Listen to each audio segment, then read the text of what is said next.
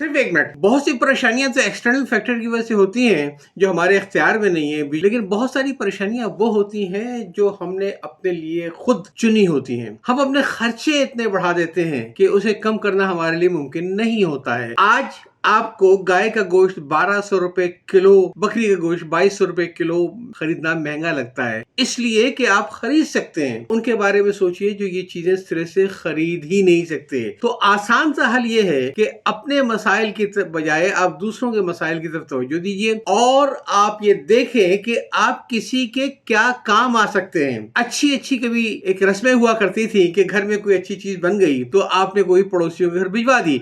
पड़ोसी हर किस्म के होते हैं, मुआशी तौर पे आपसे कमजोर भी। आपने आखिरी बार कब अपने किसी पड़ोसी के घर कोई अच्छा सालन बकरी का या गाय का बना के भेजा? मेरा आज का पैगाम सिर्फ इतना ही है कि आप दूसरों की तरफ तवज्जो दें, आपको बहुत ज़हनी सुकून मिलेगा। इजाज़त चाहता हूँ, अल्लाह हाफिज।